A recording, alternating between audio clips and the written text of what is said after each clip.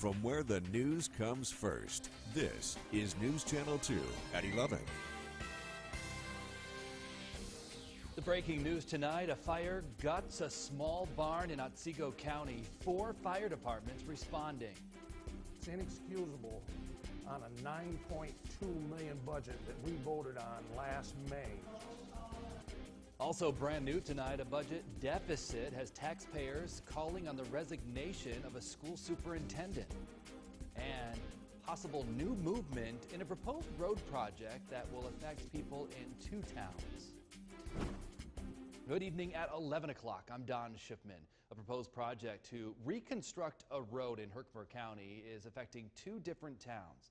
Now, last week we heard from people in the town of Danube. And tonight we are hearing from those in the town of Stark. News Channel 2's Caitlin Erla joining us now live. And Caitlin, so many moving parts to this project. Yeah, Don, tonight it was the town of Stark's chance to hear from the Herkimer County Highway Department and get a better understanding of the project plans for Travis Road. Travis Road does extend farther than the 1.72 miles being considered for the reconstruction. The project would fix the portion from Johnny Cake Road to Route 168. We are learning tonight that the $1.2 million project will be funded by the Consolidated Highway Improvement Program. There are a lot of concerns from people who live on Travis Road, but both town supervisors say that something does need to be done because this portion of the road is in bad shape. Right now, it is a narrow single-lane road with not much for shoulders and uneven pavement. This project will widen and straighten the road, creating 10-foot travel lanes, 2-foot shoulders, and 3-foot ditches, making it a 30-foot road. The highway superintendent for the town of Stark says he has to plow this road, and it is very dangerous for him and anyone else who travels on it. Travis Road, what the county's proposing to fix, is one of the steepest hills in our town. And we have to go down it, unfortunately, when it's slippery and it's very uneven, rough, and I'm looking at it from our point of view. And it's to our best interest to get the road fixed.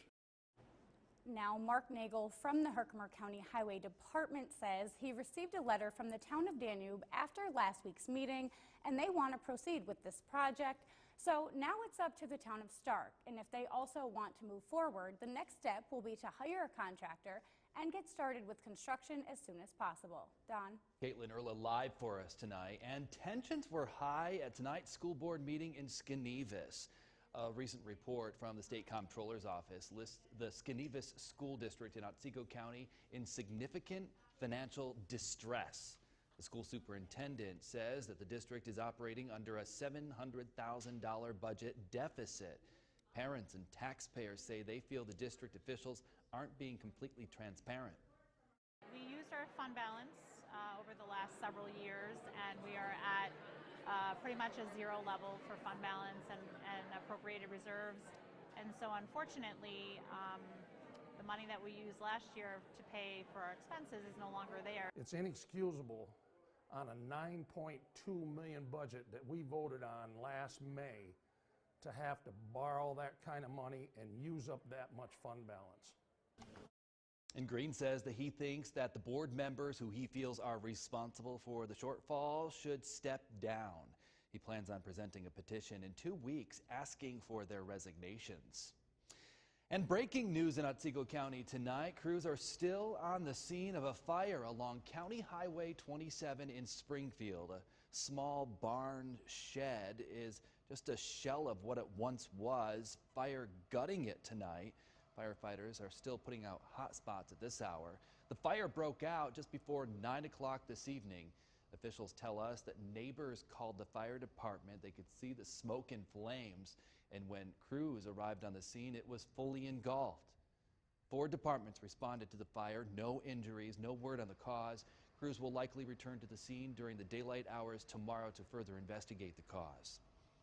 The investigation into that I-90 deadly crash involving Syracuse men's basketball coach Jim Boeheim is now officially closed. The Onondaga County DA says that Boeheim was not speeding and the road had patchy ice at the time of that crash. Syracuse police say that they do not believe impairment or distraction was the cause of the crash either. You can read more about this story, including what the Police department said Boeheim did right the night of that crash last Wednesday. At our website right now at WKTV.com. Tense moments at Griffiths today. A lost engine forced an emergency landing. News Channel 2's Jolene Ferris is following this developing story. This Hawker twin-engine corporate jet wasn't supposed to land at Griffiths International Airport this afternoon. The aircraft called an alert, lost an engine. It was an alert 2, indicating an aircraft is having major difficulties. And it was. But thanks to a skilled pilot and perhaps a little bit of luck, crisis was averted. But rescue crews were ready. Tried to regain the engine, in which he did. Circled down, came in for a landing. Our crews responded, so Crash Fire Rescue Crew from Oneida County, as well as Rome Fire and Amcare Ambulance, and they landed without incident. The NTSB and FAA will be notified about this landing, but with no injuries and no damage, it's not yet clear the extent of their involvement. This may be just something mechanical that can be fixed and go back into service, but yes, they'll be notified. There were 3 passengers and 2 pilots on board. Jolene Ferris, News Channel 2. We're getting a first look at the forecast tonight with Chief Meteorologist Bill Cardis. He's live in the Weather Center with what we can expect when you wake up. Looking cold, Don. We're also talking about some snow. We're getting some new information tonight on how this weather system is trending. It is trending slightly snowier compared to earlier today, so it did make some changes to the snowfall forecast. If you saw it earlier today, the numbers are a little bit different, and we'll be talking about that in a bit. Winter weather advisory in effect from the National Weather Service across the region. We're talking about widespread snow here for tomorrow night. The good news is that we're not going to be dealing with the wind that we saw yesterday with the next weather system. We'll have a look at the radar. Things are looking dry. It's 5 degrees. It's going to be near or below 0 tonight. As we look at our weather headlines, again, a cold start to tomorrow. Snow looks to return tomorrow afternoon, and that snow will be with us tomorrow night. We also have more snow as we head into the weekend as well. Tonight, down at 7 below 0, cold. And we'll look at your Storm Tracker 2 7-day forecast, and that's coming up. Don, back to you. WKTV.com for weather anytime. If you're on your desktop or laptop, you can click on the weather section and find the hourly forecast and the weather blog. We also encourage you to download the News Channel 2 weather app in the Apple App Store or Google Play. Closings and cancellations on all of our platforms, including social media. In Shenango County, the man accused of killing his adopted son is now on trial. Ernest Franklin II is charged with murder, arson, and tampering with physical evidence. He and his wife allegedly set fire to their Guilford home 2 years ago to mask the murder. An autopsy showed their disabled son died before the fire. The trial is now underway in Shenango County Court. Heather Franklin will stand trial following her husband's case. President Trump's former personal lawyer, Michael Cohen, spent 9 hours behind closed doors today with the Senate Intelligence Committee. Cohen says that he's looking forward to testifying tomorrow at the House Oversight and Reform Committee. And sources are telling NBC News that Cohen is expected to describe what he says are criminal actions by the president. Here's reporter Blaine Alexander. Michael Cohen, the man who once declared he would take a bullet for President Trump, now prepared to tell all about his one-time boss. The president's former attorney giving 3 days of Capitol Hill testimony, this first one behind closed doors with the Senate Intelligence Committee. This is the man who was in the room with Donald Trump at some of the most consequential times when he's running for president and then after he's in office. Public testimony comes tomorrow. A source tells NBC News Cohen is expected to discuss everything from hush money payments to crimes Cohen says the president committed while in office. What I intend to keep focused on is untangling the very complicated financial arrangements between Donald Trump and Russia. But Republicans eager to discredit Cohen, who was headed to prison in part because of lies he has admitted to telling the last time he was before this committee. The White House slamming Cohen as a disgraced felon, saying it's laughable anyone would take him at his word. Now, I know he says he's been born again and all of that, but I don't know how you separate fact from fiction with Mr. Cohen. Do you expect him to tell the truth this time? No.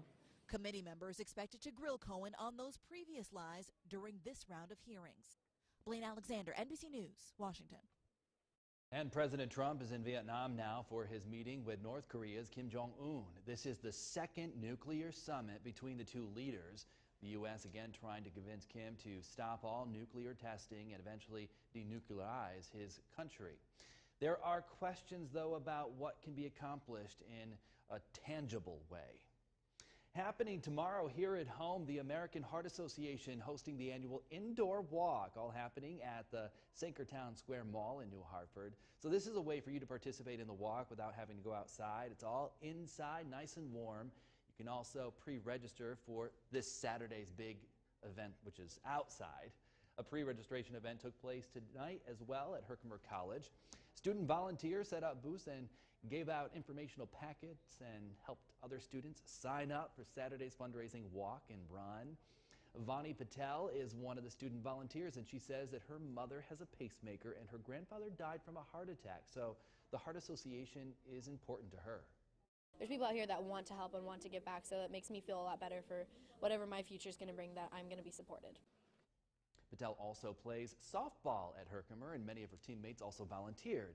Their team motto, be a better person than player.